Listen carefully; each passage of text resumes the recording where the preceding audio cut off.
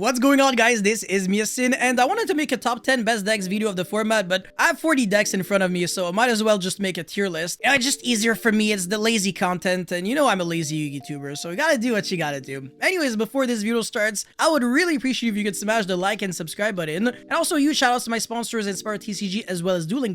Both links will be in the description box below, and with that being said, let's get right into it. Alright, so I've got 5 categories, so tier 0, strong contender, rogue, very bad, and really broken, but for the side events. So the first deck is tier elements. It's not, I mean, it's not like insane, but it's not like garbage. Without a Guido and Kelbeck, it's not like I can say, yeah, bro, this deck is just like it was before. It definitely lost a lot of consistency. I want to say the shufflers are not really worth playing anymore, honestly. So I would put it in rogue. It's not too bad. You can play transaction rollback with the Mayakashi, Shiranui, something. Basically a turn skipping card. If you can summon Beatrice, that's already combo. So yeah, that's pretty nice. But again, the deck does suffer from a lack of room for non-engine, and I'm not a really big fan of that, honestly. If you lose your dice rolls with tier elements, you are not in the best position. So it's really like in the middle. Anyways, next up is Labyrinth, which is a deck that can play a lot of non-engine cards, and the ceiling level is relatively high, but the grind game ability of this deck is off the charts. So obviously it's really hard for me to put it in the rogue section. I have to put it in strong contender.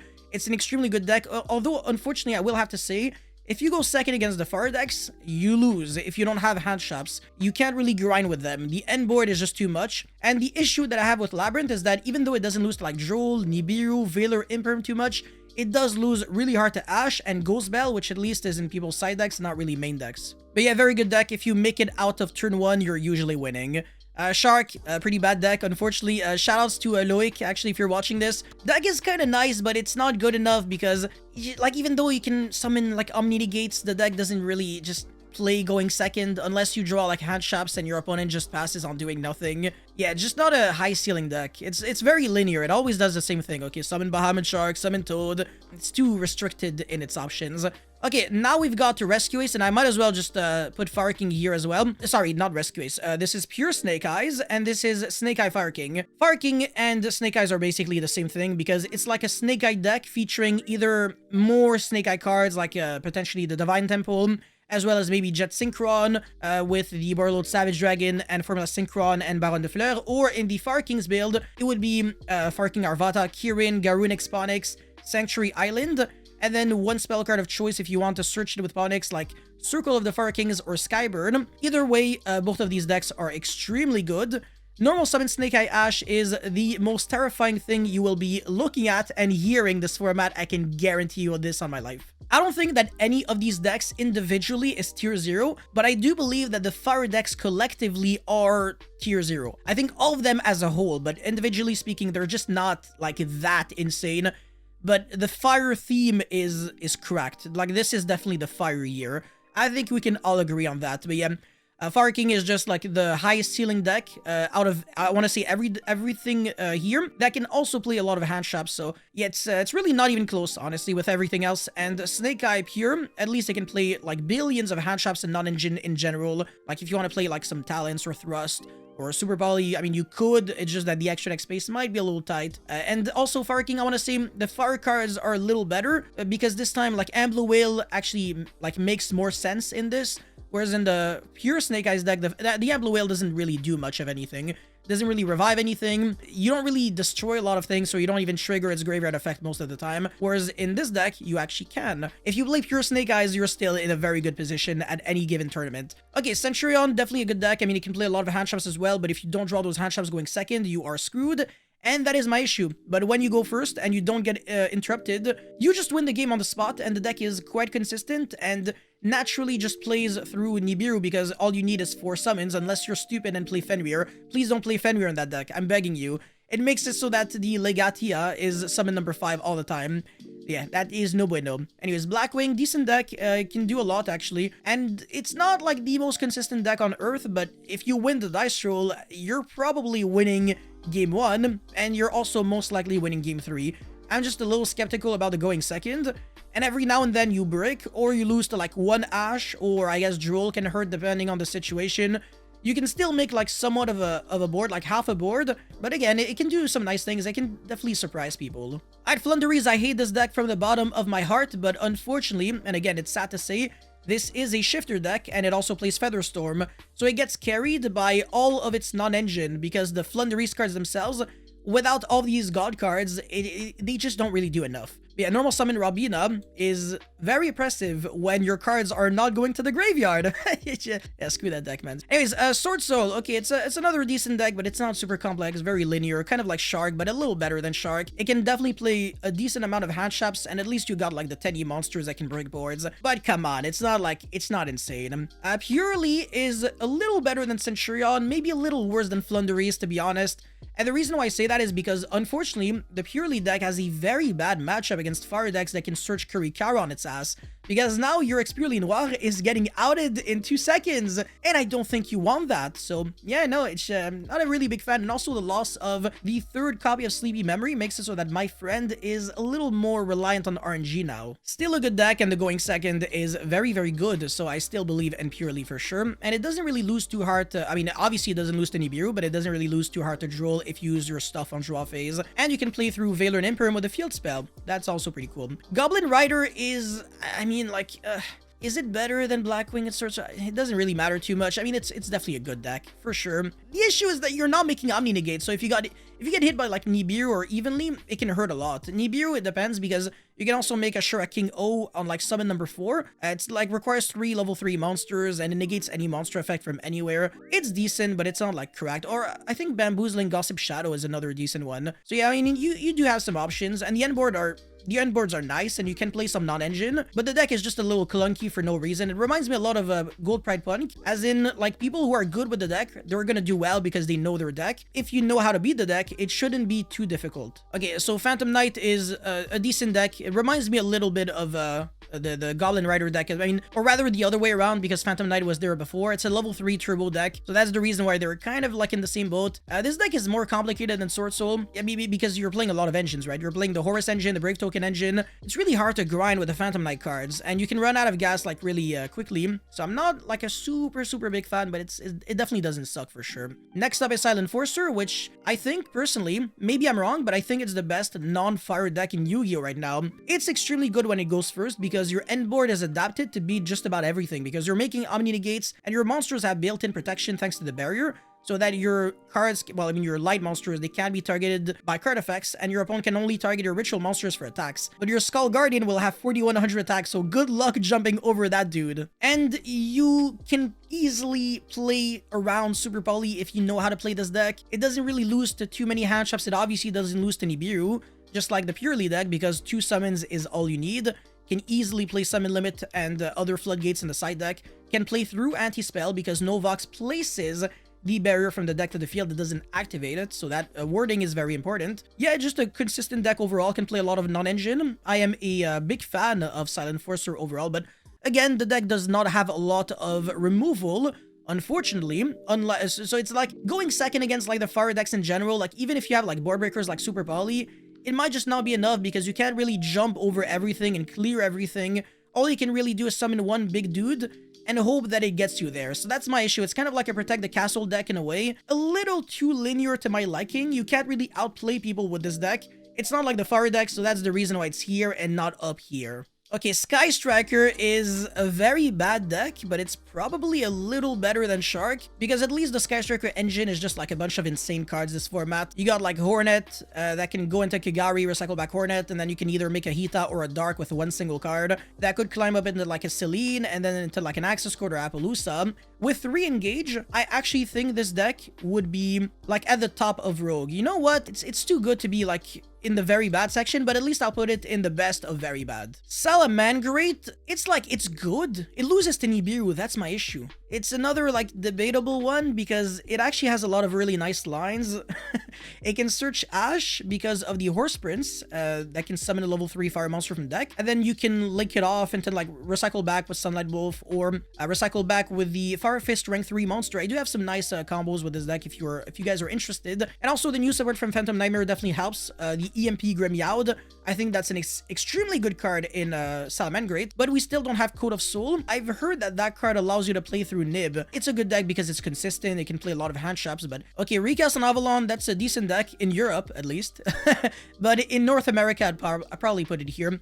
You do have to play a lot of bricks though, so that's my issue. I'm not European, so I'm probably gonna have to put it here. You have to play like the aroma cards and stuff like that. You can still make like the exact same board, if I recall correctly, with one Loki. I hate the deck. I just don't like it. Too complicated for no reason, but like it's really just the field spell is one of the best cards I've ever read in my life. It's the Lure of Darkness that gets you advantage every single turn. Okay, Chimera. Am I putting this in Rogue? I think I am, honestly. I don't think this deck is that great, but to be fair, if you go first and you're uninterrupted, or your opponent draws like the wrong hand shop, like if you hard draw Mirror Swords Knight and your opponent draws you after you surge with the Baphomet, it doesn't matter. That kind of situation where the draw actually hurts you even more, because now you summon the fusion to rip one card, and you have one less card, so that rip might actually hurt even more, and you're still making a lot of interruptions with one single card. It's just an annoying deck to beat, honestly, going second, and it does, again, have the ability to play multiple hand shops, and outside of Ash, it doesn't really lose too hard to anything. Plunder Patrol, yeah, my bad, it's also not the best, but again, maybe a little too good to be in the side event section. Yeah, I think if you're good with the deck, maybe you can do some nice things, but it's not too good.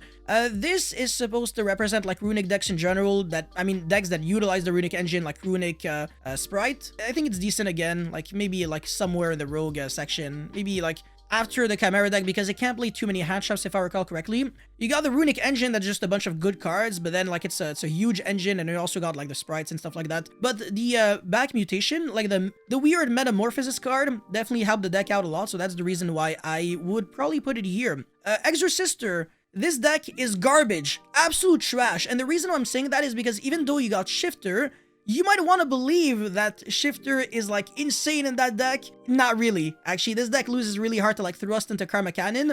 Now you know for a fact that you're not losing to it, because like Flunderies, at least they can play through the Karma Cannon. Kashtir, I mean, yeah, that's another story for another day. Yeah, this deck also can brick like crazy. Sometimes you can have like the best hand and you still don't really do too much. Like you still can't push through boards, even if you got like Martha, the spirit dude, and something that you can normal summon. It just doesn't do enough, because you're always locked as well into like Exorcister summons only. If they don't go through, or if you get nibbed, you also lose. So it loses to like everything that the Shifter decks don't even necessarily lose to. Dark World, decent deck, but it can't play non-engine cards, so if you get drilled, you lose, and yeah, that's my issue. It's probably like close to Tearlament's level, because the power level is like off the charts. You're scooping a lot of games going second. I mean, not really, not really. Like, you can push through, like, all kinds of boards. It's a good deck, yeah. It's really just the fact that you lose to Drill, you lose to Shifter, and you can't play hand shops. That's my only issue. But the deck is definitely for sure consistent, and nobody's really playing Abyss Dweller this format. That's true, actually, but yeah, people are playing different Dimension Ground. But only with Thrust. Alright, now we got Despia. This is like both the build, like with and without Gimmick Puppet Nightmare. There's no reason for me to like really divide them in two. But I think the Gimmick Puppet Nightmare version is better, because at least like you actually insta-win going first. This deck is insane. It has a very, very, very good matchup against the fire decks in general. And if people are on board breakers, or if people are cutting Ash because they don't want to lose to Hita, then Despia will actually rejoice, because this deck only loses to Ash. It doesn't even lose to like decks in general. It reminds me a lot of Dark World, how they only lose to Droll and Shifter, but not really any decks. Despia is pretty much the same, but the difference is that I guess you can play non-engine cards this time. I would prefer playing board breakers though instead. I personally play Super Poly and Talent or Thrust, so that I can also tutor out Fusion Duplication. And if you're really, really good with Despia, sometimes Ash just doesn't do anything against you. It only really kills you when all you really have to rely on is Branded Fusion, but if you got like a combination of a bunch of cards, you can easily play through it. Alright, now we got Goatee. It's a Shifter deck, but it sucks, so I don't like it. The Bestial Runic deck that Joshua Schmidt used, it's not in a good position. I'm sorry. It's the best of very bad, but it's not a good deck. It's not even Rogue, honestly. It just doesn't have a lot of good matchups. Oh, sorry, I think I forgot to put Earthbound Runic deck, but it's basically the same thing. To be fair, should I put it here? I might as well, eh? I guess, like, it's good if you go first. That's about it. It does have some decent matchups. It's not, like, super garbage. Magus Spectre is a very bad deck, honestly.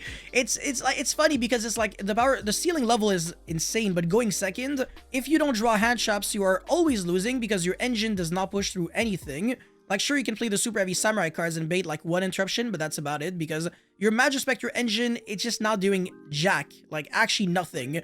So I really don't like these cards. Virtual World is a little better than Tearlaments, and the reason why I compare both is because they both go into Beatrice in order to send the transaction rollback and Mayakashi bullshit, so it's like the same thing. This deck, unlike Tearlaments, can play a lot of hand traps, but the ceiling level is definitely lower. But it's more consistent in a way. You only really need like 2 cards in order to full combo, quote-unquote. One rank 6 is full combo, so... yeah, you can also play around Nibiru very well in Virtual World.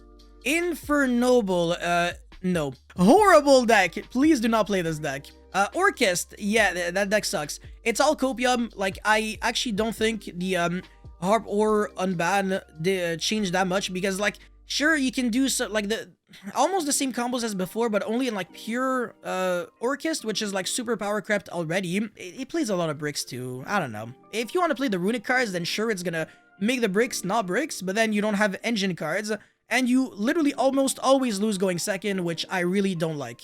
Vanquish Soul, this is somewhere in the rogue section. I just don't really know where. I actually hate this deck. I don't think it's good at all. It's a shifter deck that doesn't really use shifter all that well. Like, you use it as like an attribute and that's it, almost, because you don't really do much under your own shifter either. Bro, this deck sucks. If you don't draw Ryzen, you're playing the worst deck in Yu-Gi-Oh! Honestly, that's a fact though. You're literally playing just a garbage deck when you don't have Ryzen.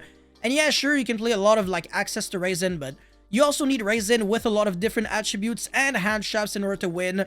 The deck is way too slow. If you want decks that can gradually generate advantage over time, Labyrinth is just way better for you than Vanquish Soul, honestly. The For Hire deck, it's not really good. It can't play a lot of hand traps either, so it's probably like... it's probably here. I don't really think it's too great. But obviously, if you go first uninterrupted, this deck is really scary. Okay, Kashtira is actually a really big one. It's probably worse than Flundery. It's probably worse than Purely, better than Centurion. I think this is like a good placement for the deck. It definitely doesn't suck. The reason why people are now talking about it is because they developed like combos with like the Cybers monsters and stuff like that. Obviously, you have 3 Unicorn now, so the deck is more consistent. Kashtira is still Kashtira. If you get Book of Moon on your summon, you lose. By the way, translates to Karma Cannon, so even if you got Shifter, sometimes you can still lose. I just don't like this deck too much, and the going second is just like a little awkward. Because again, like you rely on one monster resolving, and hopefully like it does, otherwise you're not doing too much. Rescue Ace, this is the worst fire deck out of like the 3. It's still a very good deck, obviously. Kind of dodged the ban list with only Airlifter going to 1, which honestly doesn't change too much. My issue with Rescue Ace is that you have to play a lot of bricks, like the cards that you're trying to set with Turbulence, they basically all suck. And you also can't play Snake Eye Ash. You can only really play Populous because you have to use your normal summon on the Airlifter. Otherwise, you will not really have access to Turbulence. Mana Dome, this deck is broken, but it loses to Droll. That is my only issue. And this deck doesn't lose to Droll. This more or less loses to Droll because Shifter can turn it off. And then, yeah, Shifter, like, Droll is going to be everywhere. And honestly, Silent Enforcer has a lot of lines where you can play around Droll, even with just 2 cards. Raid Raptor. Yeah, so I made a video when it first got dropped that it was going to be like tier 0. In terms of ceiling level, it is. It's not enough because people, obviously, if they play hand traps over board breakers and they know how to interrupt this deck, you're screwed. And obviously, me making this video leaked the goo to everyone. So probably would have been like in the strong contender section if this deck never were to see the light of day in terms of like the public eye. But because of the fact that people know about it now, it's just not good enough. But I think it can still like be good like in the future. It depends on how people change their deck list and stuff like that, and also the ban list. That's also relevant. I'd probably put it like over Vanquish Soul, worse than Dark World. I don't know. It probably should be like in the middle. It's not insane, but it definitely doesn't suck, that's for sure. And I think my most recent version with like the runic and stuff like that makes it like way better. It's a good deck. I really like it. Unchained, this deck also sucks. There's really just no appeal to playing that deck. It doesn't lose to Droll, but that's it. It loses to everything else. It even loses to like Valor Imperm and stuff like that because their Sharvara is at 1 now. So it's not like you can rely on like, okay, now I can always dodge your tour guide. Like, okay, sure, you got 3 Abominations Prison, but I mean, that also in a way plays into Droll because you always have to like search first and then, I hate this deck. Honestly, it's not even that great going second. And yeah, it just sucks. Dragon Link, I also think is a very bad deck, but it can... No, it's a bad deck. It's a bad deck. It loses the most hand traps that people are playing. The ceiling level is decent if you make it out of turn 1 because like your follow play is always insane. Like if you resolve like Heretic Seal, Special Summon a Monster and stuff like that, like you're always going to be like exploding afterwards, but you're still playing into like most hand traps if you want to make a big board. You're playing into Droll, Nibiru, except if you just want to end on like Heretic Seal Pass, but that's just not good enough. Marincess, this deck is water, so it's super effective against fire decks. So that's the reason why it's here. Don't fight me. I'm just kidding, this deck sucks. Dynamorphia, this deck also sucks, but Dynamorphia still has like one of the nastiest fusion monsters out there. Going second, it sucks though. Yeah, no, it doesn't really play a lot of hand traps either. And it can't play hand traps other than Imperm. So yeah, I'm not a big fan. And finally, Sprite is actually a very good rogue deck, but it's too simple, and the follow-up is not super great unless you're willing to make your end board worse, and I am not a big fan of that. But yeah, that's about it for this tier list. I hope you guys enjoyed and also somewhat maybe agree with it a little bit. You guys let me know your thoughts in the comment section below. Thank you guys so much for watching. Don't forget to like and subscribe, and I'll see you guys very soon. Peace.